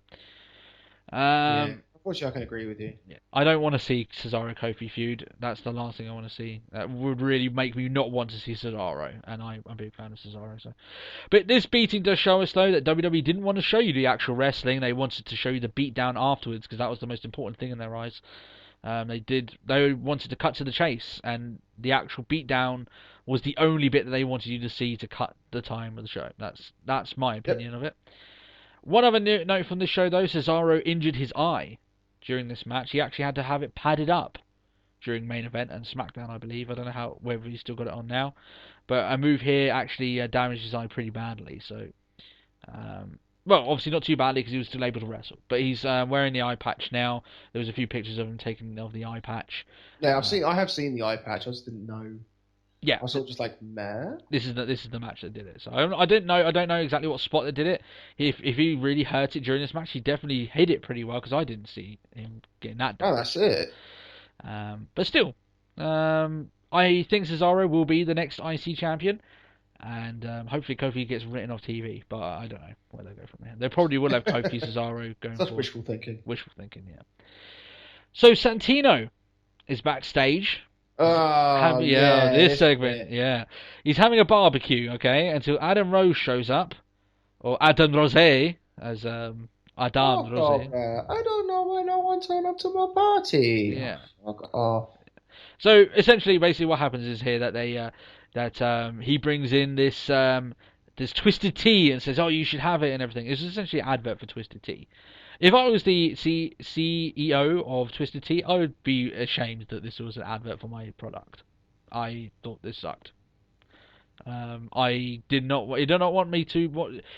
compel me to go and purchase a Twisted Tea. Well, the thing I'm trying to think is, like, they were saying, like, it's tea but with a harder hit. So did the WWE just try and sell us, like, try and advertise alcohol? Get you smacked on tea, yeah. That's how Adam Rose rolls on the Exotic Express. No alcohol, just Twisted Tea. There you go. That's it. So, if you have ever had a drink of a Twisted Tea, you're immediately now a Rosebud. That's part of the law. I'm glad that we don't sell Twisted Tea over here. Exactly, yeah. Like I said, though, if I was honestly, like, one of the things that I said, thinking of this, of this segment to come up, is that I would be pretty pissed if this was the advert for my product. It was shocking. It was really bad. Less said about it, the better. So let's move on. Oh, God. Once I move on. Oh. Great Khali against Damien Sandow. Vince McMahon. The story of this Raw, right, is that in the middle of this show, there's a big pile of shit. Really smelly shit. And this is carrying on the smelly shit. Luckily, that this is the end of the smelly shit. On the middle of the show, anyway. So Mr. McMahon comes out, obviously Damien Sandow in dress.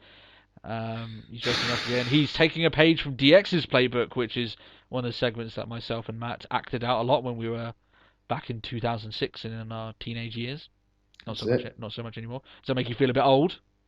That it was 2006? Yeah, just a little bit old to me. But yeah, he's trying to do his whole shtick of being Mr. McMahon, and it's not really working. He can never live up to Shawn Michaels and Triple H doing that. But regardless, Steph shows up on the Titantron, and she sees sense in this utter stupidity, which is funny considering her husband probably booked this bollocks, or okayed it at the very least. She sends the Great Khali to insta-kill Sandow, and it pretty much is an insta-kill. This match was over within 5 seconds. There you are. Chop to the head, pin. 5 seconds. But nobody gave a shit. Yeah. Somewhere in the world, someone deep in the deepest, darkest, dankest place has a TV set, and they don't have anything else in their lives, and maybe they gave a shit, but the rest of the world didn't. I can guarantee you that. This was absolutely shocking. It was a stupid, boring waste of my time. The more this stuff happens with Damien Sandow, I do not want to see him on TV anymore. And it's not down to him, it's down to all this other garbage that he's been told to do. The booking of it all, yeah. It's garbage. I don't want to see this. It's boring. It's offensive. And at this point, it really is. It's just getting really bad. So we need to be saved. We desperately need to be saved. And who comes to save us always? Anyway, moving on to the next segment. Talking of that segue, WWE announced the return of a multi-platform media sensation, The Miz. Guru, yeah. Well, was it The Miz? Was it The Miz? Yeah, exactly. So let's talk about The Miz first, right? He comes back. He's looking all dapper. He's got a suit. He's got sunglasses, living up the movie persona. That's it. Turns up in a lovely, shiny limo. Yeah, exactly. Yeah, so all that. He says that if he had stayed in movies, he would be the biggest star in all of movies. But he's back because people think he's a one-hit wonder, which is absolutely true. He would never main event WrestleMania again, and he would never win the WWE title again. That is a fact. Yeah. He would never win that. So I haven't exactly missed The Miz, I must admit. This is the same thing that we got. He's not exactly thrilling. I'm not excited for any programs he's going to be involved in, which I think WWE had the same sentiment because they had no intention of really selling The Miz as this huge comeback. We needed to be saved. The Savior comes back to get us again. We did not think he was coming back. He fooled everyone. Mr. Chris Jericho. Mr. Jericho. Jericho comes out to troll us all, but for good this time. And the fans go mental for the return. They really did swerve us here. In fact, Jericho posted a picture of his daughters playing a game on his Twitter account, so everyone thought he was at home because there was rumours circulating that maybe he was backstage. So he helped get that. And on his podcast, you can tell he takes great glee because he actually did a episode of his podcast after he made his return. And you can tell he was very happy with duping everyone, and why not? I guess he gets again, yeah. It's just like I love and I hate Chris Jericho for this exact reason. Because yet again, it's just like, the fuck. Like I think this is like he's the only person to like where you have no idea. Yeah, that's exactly right. You have no idea. Everyone else is like, they're making a return, and then for Jericho, it's just like out of the blue sort of thing. yeah. They got us with this one, and it was good. Like one of the things that he said on his podcast, that one of the reasons that when they actually called him up to return at WrestleMania, but they had nothing for him. He wanted to work with either, I think, Daniel Bryan or Bray Wyatt, I think were the two people that he said he wanted to work with, but Daniel Bryan was obviously, he was busy winning the world title, and Bray Wyatt was working with Cena, so they were both filled, so he was like, nah, I don't really want to come back if it's nothing I'm really into. But obviously they called him. Apparently this deal was done very, very quickly. Like, this wasn't done months in advance. The fact that, like, only 2 weeks ago he was at Download Festival with Fozzy. Yeah, exactly. That's how soon this all came about. And on his podcast he says that literally, like, he signed his contract the day that he was returning on Raw. Like, he actually signed his contract in that arena. So sort of like at the Gorilla Press, like, am I about to go out? Yeah, cool. Okay. Yeah, let me just sign here. Cool, I'm out. Yeah, sort of thing. It definitely sounds that way, and obviously, I would give anyone give that a listen of that podcast, because it's good stuff for him talking about him getting back, and like you said, you can tell he genuinely enjoys fooling people about it all, and why not? Because it was a good moment to be had.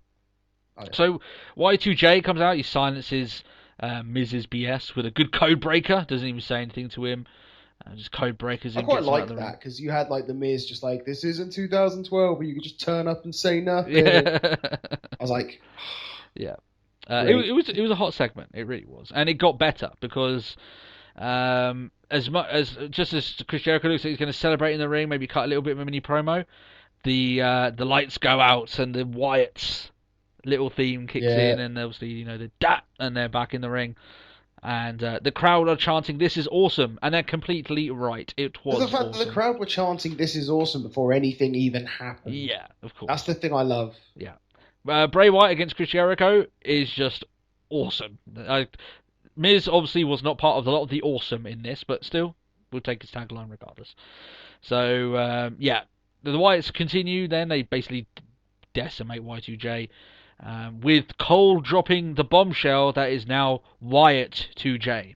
I will say, whoever fed that line to him needs to have their head checked. It was a horrible, horrible line. It really was. It doesn't flow. It doesn't work. It was just no. Yeah. It seems like a line that a really bad comedian would come up with, which maybe is quite telling, considering a lot of the bad comedy WWE tends to come out with sometimes. But I was really into this segment. As soon as that came out of Cole's mouth, I was like, really?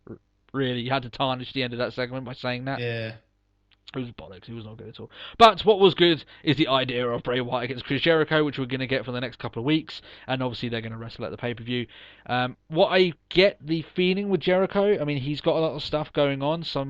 I think about September going forward. So he's going to be involved for a couple of months, and he's going to go back away again. And I will take 2 months of Jericho. I really will. I'll take whatever I can with Chris Jericho. I will happily accept 2 months of Jericho. Yeah, it's going to be good stuff. And I can imagine he's going to be feuding with Wyatt pretty much the majority of his period that he's here for. So that's fine. And he's going to be around for SummerSlam, which will be awesome. So that's it.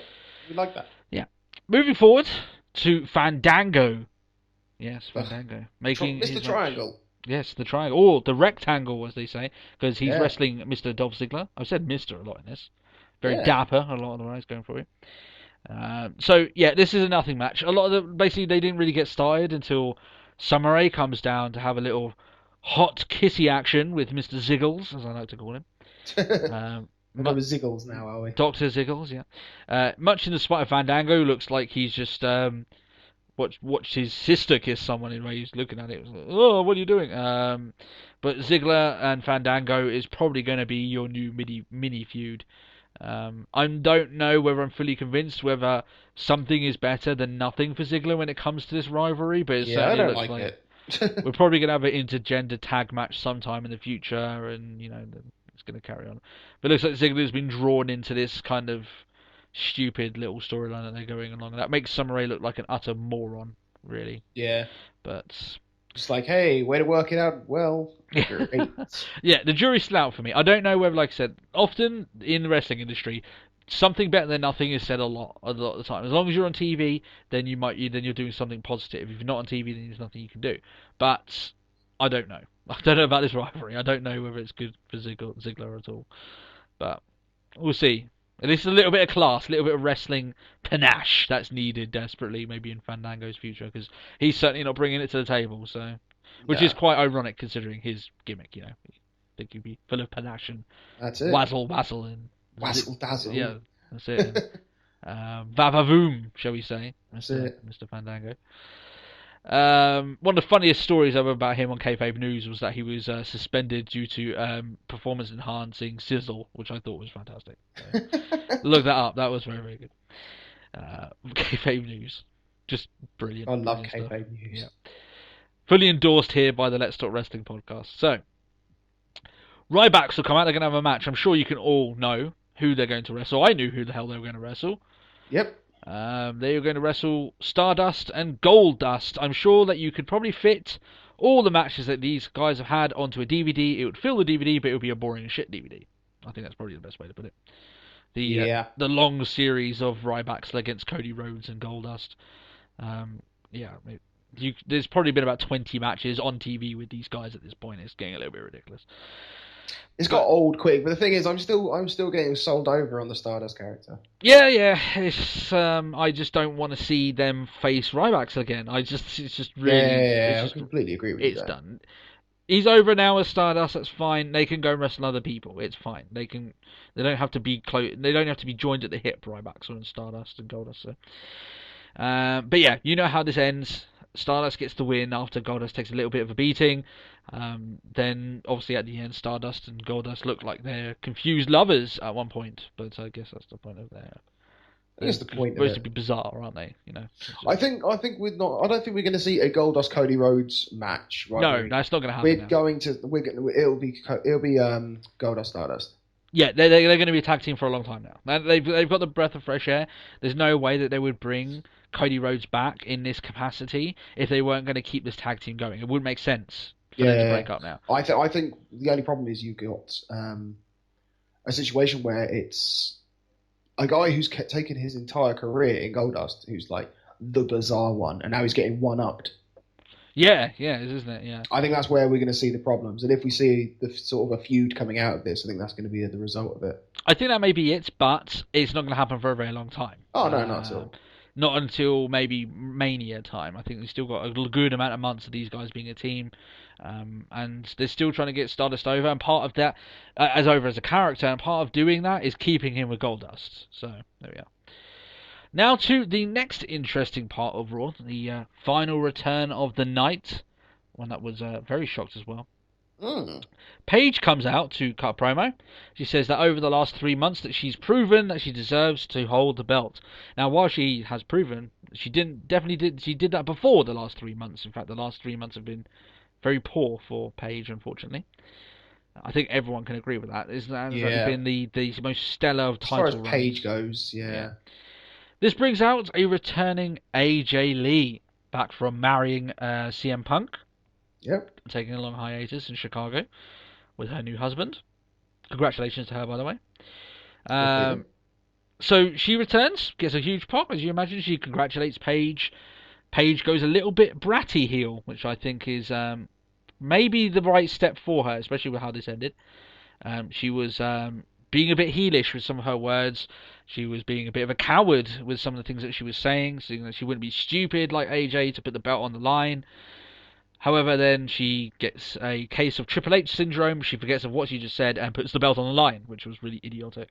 I don't know why they put that in a segment. Why? Oh, I'm not gonna be stupid and do the same thing. I'm gonna do the exact same thing that you did. Literally, what did I just say? I don't know. Maybe just carry on. Title match, why not? And that's exactly what they did. So, I think it's very ironic in this match how Paige's title reign ended with her actually dominating the match and getting one hit killed at the end. I thought that was quite ironic. Considering her entire title career has her being destroyed and then getting a quick page turn or getting the thing I'm quite liking is the fact that it's now looking. Obviously, we've got a rematch clause. Yeah, and I firmly believe a brief taste of the potential. A very brief taste. But, no, I know, but there is potential here. I fully agree with you. I also think that going forward, Paige is going to be your heel. We all said that Paige needed a big enemy, a big heel to fight by, but she's more than capable to actually be that big heel. Yeah. She's more than capable to be that, so why not do it? I actually say that her losing the belt may do more for her. In fact, I'm going to say categorically, will do more for her than actually being the champion. It really will. And her being a face, she wasn't getting much of a response. AJ Lee coming back, she's going to be the face. I firmly believe that she will be a face going forward. I think Paige is going to go a little bit heel on us. She's going to turn the heel. She's going to be AJ Lee's main evil rival. And I think that's the best place for it. So I actually firmly believe that this can go into something quite good. As you say, the rematch will probably happen at the pay-per-view. And that's something that I can be very much looking forward to. These two girls can turn it on. They really can. So fingers crossed. We've said this a lot about Divas match in the past, though, haven't we?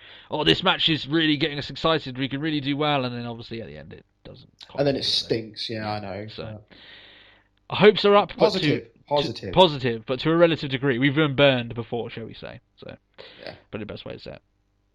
Then comes to the main event: Roman Reigns and Cena against Kane and Orton tag team match. The heels against the faces. This match was okay. One of the tweets that you said, which I think was very poignant, is that Roman Reigns comes out after the champion. I think that was very poignant. I didn't even notice that until I saw your tweet. So it's just bizarre. I was just like, what? Comes out after a John Cena champion entrance. Yeah, exactly. Very, very telling. As we said, maybe we're beating the same drum, and I don't think people are stupid enough not to know that Roman Reigns is your next huge star. We've said it countless times as a podcast, and we'll always stick by that. He is, and I firmly agree with what you said in your tweet. I think that's quite telling, the fact that he was the last person to come out in the entire show. So, decent enough match. It was fine. Raw main events aren't amazing at the best of times, but they were still fine. This one was okay. It was watchable. Yeah. Orton and Reigns get a brawl. They brawl up the ramp, and Cena proceeds then to get decimated by Kane. Eviscerated, I think, is Kane's word. I think he likes to use. Yeah. Which sets up his word of choice. His word of choice. It's a Demon Kane and Eviscerate and Hellfire and Devil's Favorite Demon, all that other garbage. So this sets up Rollins. He comes in to attempt to cash in, and Ambrose makes good on his word. He blocks the attempt by attacking Rollins, which proceeds to Triple H to tell the referee that he was an idiot, which I thought was quite funny. And when you think that maybe, okay, fair enough, that's going to be the end of the show, Reigns comes back out of nowhere. He didn't disappear like Ambrose did. Remember that they had that match against the Wyatts, so Ambrose just like disappeared fighting. Oh yeah, completely. Just like, and he's gone. Yeah, he's gone. No one knew where he was. But yeah, Reigns comes back and gets the spear on Kane, ends the show standing tall with a stare down with Triple H, who is his SummerSlam match. It is happening. I can almost guarantee at this point. It's going to be Triple H against Reigns. And I think that's probably the ideal match for Reigns going forward, personally. That's it. And the whole thing, just like that whole moment, all you get is a "this is awesome." It's like nothing's happening. Yeah. But nothing has to happen because it was just gold. Yeah. There's a few guys that at the moment, whatever they do, they can do no wrong, and the majority of them are in the Shield. You know what I mean? They've done really good, really doing that faction going forward. They're reaping the rewards of the work that he did, getting that faction in such a good state, and they've got 3 future huge stars, and I think they're really going well. And I think that Triple H getting his ass kicked by Roman Reigns is a pretty good next step for Roman Reigns to take on his rise to taking the mantle away from John Cena, which I firmly believe he will do. So, yeah, that's the show in general. Was it? Yeah. I thought it was, apart from a few bad segments, which you're gonna have to take now with Raw. There's no Raw that I've seen over the last 3 years that doesn't at least have one bad segment. So I actually think this Raw was well worth watching. I think it was a really good Raw. Some good matches, some good wrestling to be had here. Some good returns. Good returns. Title change, no less. Which sets up a match later down the line. There's potential here. And it's one of the better shows that we've had in a long time. I think you would firmly agree with that. Oh, agreed. Yeah. Even if it is for the shitty part that was in the centre. But yeah, there was a big part of shit in the middle of this show. But I can't fault a show that had some decent matches of relative degree. So I can't. It's a lot better than what we get a lot of the times. So I'll take that going forward. Oh yeah. So as long as we get more Cesaro, more Shield stuff, of Ambrose, Rollins, and Reigns, more Y2J going forward, and less Cameron and Nikki Bella and all this other garbage, then we should be on the right track. So, but we all know that WWE likes their Fandango, their Fandangoing and all that garbage. But still, good Raw. I recommend it. I think you should take your time out to watch this Raw. I would agree with that as well. Yeah. The only thing is, if you haven't watched it, and obviously the one of the things is, well, which I think we might tend to a little mini topic at the end of this, is that social media kind of destroyed the shock factor for myself and Matt this week.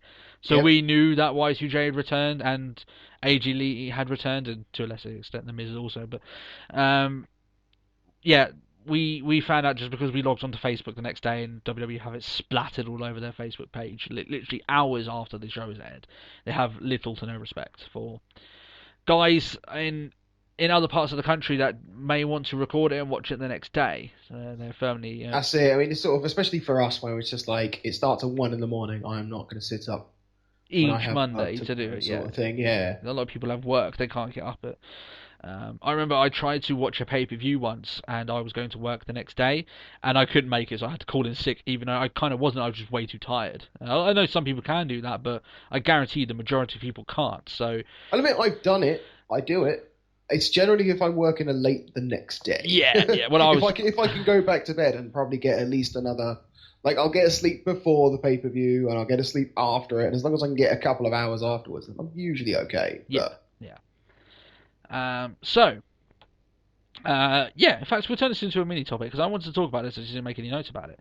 About social media in general, about WWE, whether it's a pro or a con, whether it's something that damages WWE or helps them in the long term in terms of keeping the stories inside. We're not talking about just social media, but the easy application of their product. So if something happens on their show, it's easily transmitted to a site that you can see early before you've seen the channel, seen the actual thing. So in terms of technology, has it damaged wrestling as a whole? In terms of that, so we're gonna have a little mini chat about that now, just because I thought of it. I think it'd be quite interesting to do. I'm on the camp of, I think that technology has actually harmed wrestling. It's one of those things. It's definitely crippled kayfabe. Yeah, I think that's... If kayfabe wasn't already on its way out, like, social media just hasn't helped at all. No, it hasn't. All these stories that come out about wrestlers and their personal lives, it's far more accessible now, more than it ever was before. Back in the golden era of wrestling, some may say, people firmly believed that let's say if Ric Flair was having a rivalry with Ricky Steamboat, that they couldn't be in the same room with each other without tearing each other apart. They firmly believed that, even though it was genuinely two guys who got beef. Yeah, that they had to ride in separate cars. They had to be put in the arena in separate entrances because they were going to come to fight each other. That's what it was. But now, obviously, people are a little bit more knowledgeable. They're more aware, thanks to obviously the social media, and it's much easier now for wrestlers to see less like icons and more like human beings, which, in a sense, is easier for them, of course, to live their life. They don't have to live in kayfabe, which, believe me, for some people is hard to do. But on the other shoe, then it makes it harder to suspend your belief, and a lot of people will know more about wrestling than they ever did in terms of the ins and outs of it. You know what I mean? Yeah. So if you hear that someone, a picture could come out of these two guys sharing a drink at a bar. Let's say it's Sheamus and John Cena, but they're actually in rivalry with each other. If that had leaked back in the days of like the 70s or the 80s, then these guys would have been bollocked for sharing the same thing. They basically ruined their whole thing, because they weren't. They allowed the picture to be taken. Exactly. To start with. People wouldn't they could be best of friends with each other, but if you're putting in a rivalry against each other, you just don't share the same cars. You don't go to the same bars. You don't spend any time with each other, just in case. You live that character, and to a degree, it made it more believable. But I firmly believe now that there's no point in doing that now because people just know better. People know wrestling and the ins and outs of it now. People. I hate to say it, but people know that it's choreographed. I'll never say it's fake because I'd always say people that say it's fake, I ask them to go to a wrestling ring and take a bump and then tell me if it's fake. Because I guarantee you that bump will fucking hurt. I know I did when the first time I took a bump. I know it hurt you when the first time you take a bump. You're never ready to take your first bump. That's it. It's one thing that sort of everyone mentions. I think it's Austin who mentions in his podcast, like your first bumps are coming to Jesus. Yeah, it's like it's the time that you realise that whether wrestling is for you or wrestling isn't for you. It's your first fall. It's your first fall, yeah. So. That's what I always say to people. No, it's all padded, it's all springboard. I say, well, the wrestling ring I did it and definitely wasn't padded. It definitely wasn't springboarded. I can guarantee you of that. It was a little bit padded underneath the boards and stuff. Or no, yeah. You know what I mean? It's just I always say that to people. But anyway, regardless. People know that too. That it is choreographed.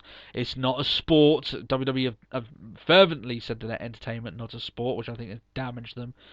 And just for our own selfishness, really, I guess, in the sense that myself and Matt, because we live in a different part of the country to America.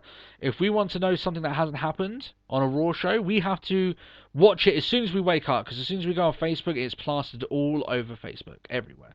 Meme sites, it's put on the WWE official page, the news sites that come up on there. It's not necessarily the fault of WWE. It's just it's hard to avoid, unfortunately, because you've got a lot of the meme sites that are all US based. Yeah, and WWE is US based. For them, it's 7 at night. Yeah, exactly. For us, it's 1 in the morning. Exactly. And it's that unavoidable thing that we get stuck in as European fans. Yeah, we do.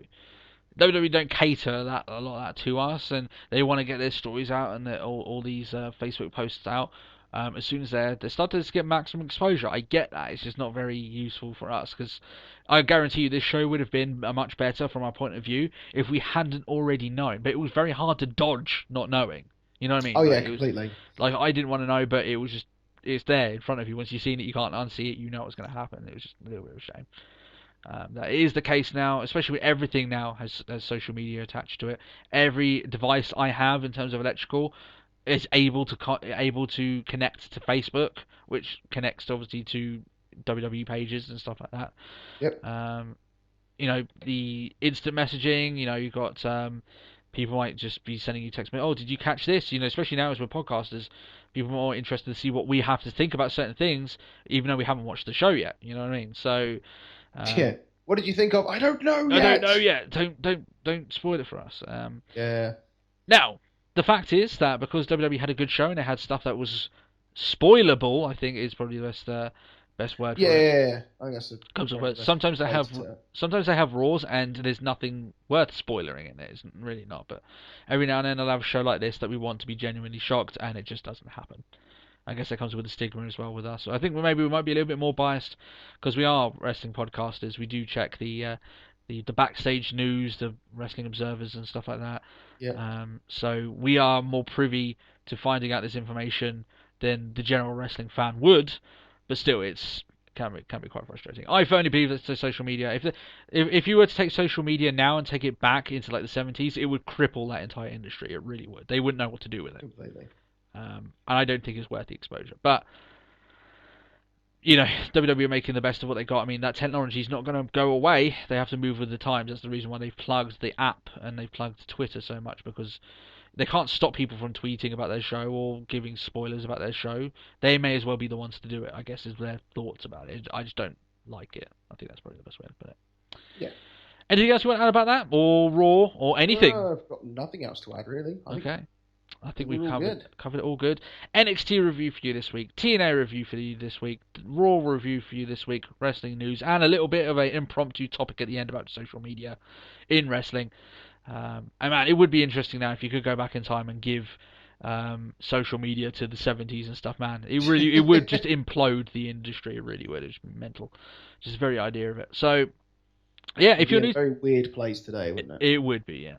So, if you enjoyed the podcast, then why not subscribe? That way you'll catch it every single week, including the extra ones that we do every now and then. As I said, I'm uploading the extra one, an interview with my general wrestling fan associate, otherwise known as my wife, so we'll put that up on there. That will be coming up in the middle of next week, so, subscribe to that. And you catch our weekend podcast, where we review every segment of Raw and give the wrestling news of the week. You can also follow us on Twitter. Matt covers our Twitter account, @TalkWrestlePod. It just rolls off the tongue. I'm so used to it now. It's only been up for a couple of weeks. I'm very much used to it. So follow us on there. Matt tweets. You've been getting a very good tweet record, I think. You tweet almost every day on that. I tweet a lot more than I do on my regular. Oh, well, there you are, yeah. My personal. That's dead. Yeah. If you want a quick response to a question, or whether it might be put on the podcast, we may respond to you and put it on the podcast anyway, then the Twitter account is the best place to do it. You can comment on here, but you're more than likely to get a more instant response on Twitter, because I might check the videos once a day. Matt has his phone on him all the time, so there you go. Yeah, more reason to tweet us. I don't like that word, but still, tweet us. Yeah, yeah. So follow us on there. We really appreciate it, and you'll be able to catch all the new updates on there as well. If you do want to support us a bit more, why not share the video around? That actually does more to us than actually liking the video, but you can do that as well if you like. But sharing the video. Yeah, we've got a really good home base of fans here that listen to the videos. We know a strong US contingent that listen to the podcast. We do appreciate that. And if you feel like helping us a bit more, just sharing it out to your friends and any other wrestling fans that you might have, that would really help us out. Like word of mouth. YouTube ain't gonna help us, so I can promise you that. Word of mouth between the people that do enjoy our podcast is what's got us to this point. We really appreciate any more support that you can give going forward. So, apart from that, though, I think I've done all my plugging. I think I'm all done. Yeah, I don't think we can whore ourselves out that much more. Yeah, that's it. Until I want to become a Michael Cole-style revolving robot that just spits out Twitter references every now and then. I think I'll quit before I get ahead. App. Imagine if we ever get an app, Matt. Oh, God. I'm kind of scared of it. Oh, well. Still, good stuff. So, yeah, thanks you guys for watching. We'll catch you again next week, where we're going to do a Superstar Spotlight. Haven't decided who it's on yet. You know what? Leave a comment or tweet us if you've got any ideas of what you want the Superstar Spotlight to be on. Definitely take that into account. We'll do it to where we get to first. So, if it's good, of course, that was pending. And give our thoughts on the rivalries going forward. I think that's pretty much it. That's it. So yeah, thanks a lot, guys, and we'll catch you again next week. See you soon. Bye bye.